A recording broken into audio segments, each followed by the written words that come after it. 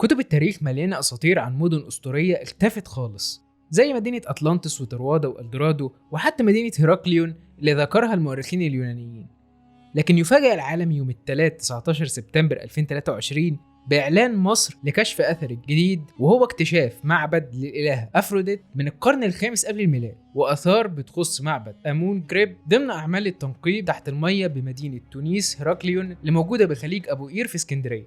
استنى بس، مدينة أسطورية بالكامل غرقانة تحت المية ولقوا فيها آثار؟ أيوة زي ما سمعت كده، مدينة حقيقية غرقانة تحت المية زي مدينة بورت رويال في جامايكا ومدينة رينجهولت في ألمانيا.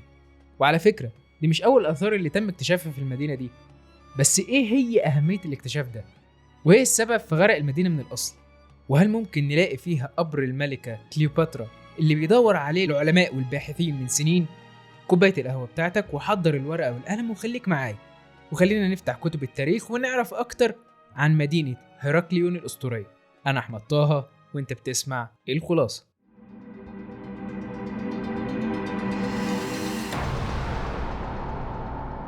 أهلا بيك يا صديقي العزيز في حلقة جديدة من الخلاصة.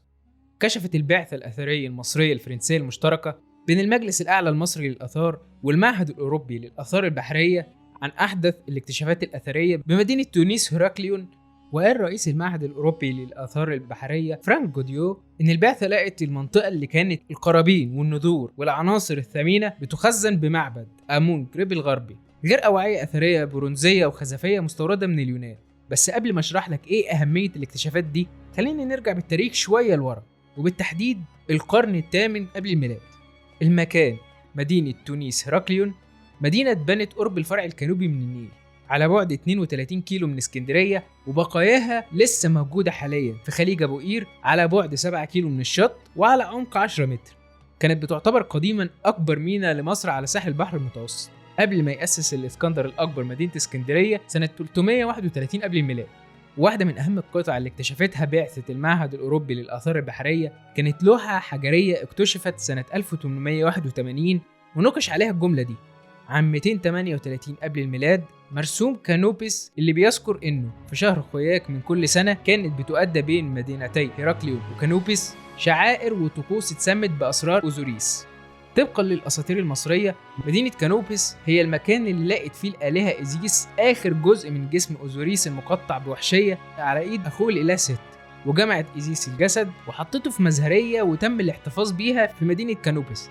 اتعرفت هيراكليون باسمها الأصلي والمصري تونس، واللي بترجع تسمية اسم هيراكليون للأسطورة اللي بتقول إن البطل هيراكل زارها هو وزوجته. وتم بناء تونس في الأصل على مجموعة من الجزر المتجاورة في دلتا النيل، في المكان اللي كانت بتتقاطع فيه القنوات مع عدد من المواني والمراسي المنفصلة. الميناء اتبنت في نقطة التقاء فرع النيل مع البحر المتوسط، وكانت المراكب بتيجي من أوروبا في البحر المتوسط وتدخل النيل عن طريق فرع كانوب وتوصل لحد مدينة قفط في قنا، ويتم نقل البضائع على ظهر الدواب لمراكب في البحر الأحمر عشان تروح لآسيا وشرق وأفريقيا. وفيها تم بناء أرصفة ومعابد ومنازل وأبراج وجسور وعوامات، لدرجة إن المدينة كانت في العصر المتأخر لمصر القديمة الميناء الرئيسي للبلاد للتجارة الدولية وتحصيل الضرائب، وكانت بتتوصف إنها مدخل بحر اليونانيين، واللي اتوثقت في لوحة اكتشفت في نيوكريتس سنة 1899.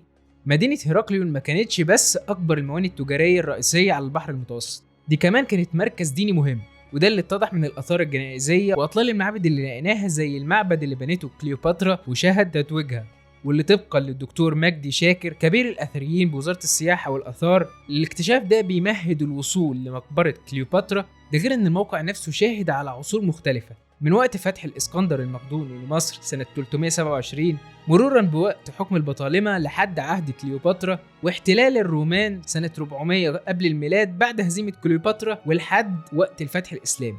وعن أسباب غرق مدينة هيراكليون في نظريتين. في واحدة بتقول إن في نهاية القرن الثاني قبل الميلاد، وبعد ما أضعفت المدينة مجموعة من الزلازل وحصل بعديها فيضان شديد وارتفع منسوب مية البحر، انهارت المباني الأثرية في هيراكليون في المية، وفضل بعض سكانها في المدينة خلال العصر الروماني وبداية الحكم العربي.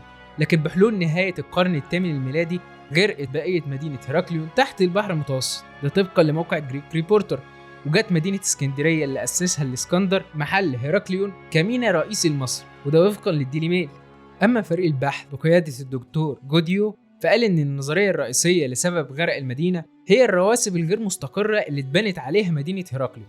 انهيار الرواسب ده جه تزامنا مع ارتفاع منسوب سطح البحر، وكمان صاحبه عدة زلازل جت بعديها موجات مد اتسببت كل ده في حدوث ما يسمى بتسيل التربة، ونتيجة لتأثير ضغط ثقل المباني الضخمة مع زيادة الأحمال نتيجة حدوث فيضان أو تسونامي.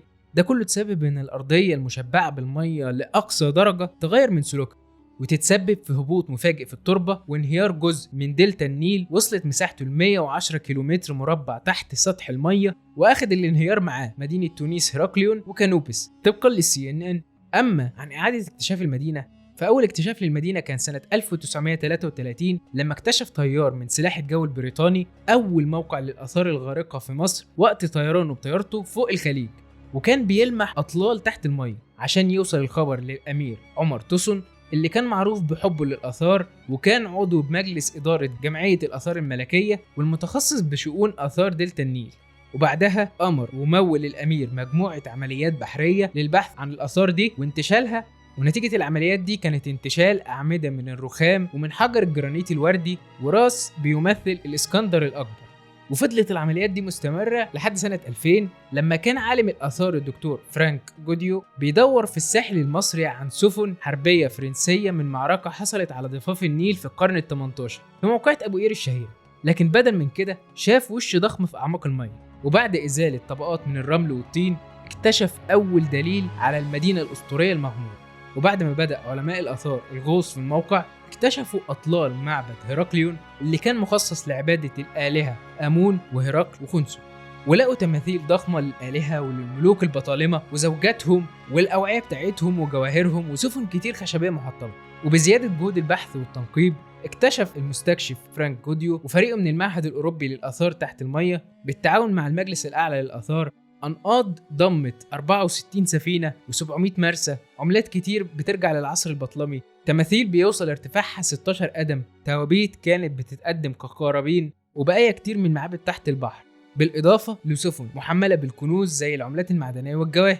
وكشف الدكتور إيهاب فهمي رئيس الإدارة المركزية للآثار الغارقة إن تم اكتشاف مواقع لحطام سفن أسطول نابليون، واللي كان أهمها موقع سفينة القيادة أورينت وموقع السفينة لازاروس وموقع السفينة الليجوري. وعرضت مجموعة من الآثار المكتشفة دي في معارض كبيرة، منها معرض أوزوريس وأسرار مصر الغارقة سنة 2015-2016، ومعرض مدن غارقة عوالم مصر الضائعة سنة 2016، ومعرض كنوز مصر الغارقة 2020. وفي 2023 أعلنت مصر العثور على معبد للآلهة أفروديت من القرن الخامس قبل الميلاد وآثار بتخص معبد آمون جريب خلال أعمال التنقيب تحت المية بمدينة تونس هيراقليون. وبيقول إيهاب فهمي رئيس الإدارة المركزية للآثار الغارقة بعد اكتشاف السفينة الحربية الغارقة اللي بترجع للعصر البطلمي وبقايا منطقة جنائزية إغريقية بترجع لبداية القرن الرابع قبل الميلاد سنة 2021، السنة دي الاكتشاف بيدل على إن المينا ما كانتش مخصصة للأغراض التجارية بس، دي كمان كانت بتستقبل السفن الحربية زي السفينة المكتشفة، واللي بيدل على أهميتها كمينة مهمة في المنطقة وبتستخدم لأغراض مختلفة خلال الحقبة دي. عالم الآثار الدكتور فرانك جوديو قال لصحيفة التليجراف: نحن فقط في بداية بحثنا، وربما يتعين علينا مواصلة العمل على مدى 200 عام قادمة. وحسب تقدير العلماء حاليا يعتبر ساحل البحر الأبيض المتوسط واحد من أكثر الأماكن عرضة على وجه الأرض لارتفاع منسوب مية البحر، وغرق مساحات شاسعة من مدينة اسكندرية ودلتا مصر ونزوح الملايين من بيوتهم. مدينة هيراقليون أهميتها مش بس في الاكتشافات العظيمة اللي بتورينا عظمة تاريخ مصر القديم، دي كمان بتدينا تحذير عن إيه اللي ممكن يحصل لو زاد التغير المناخي ومعاه زاد منسوب المية. مش بعيد في يوم من الأيام نشوف مدينة اسكندرية كلها زي مدينة هيراقليون تحت البحر. أنا أحمد طه، أشوفكم بخير.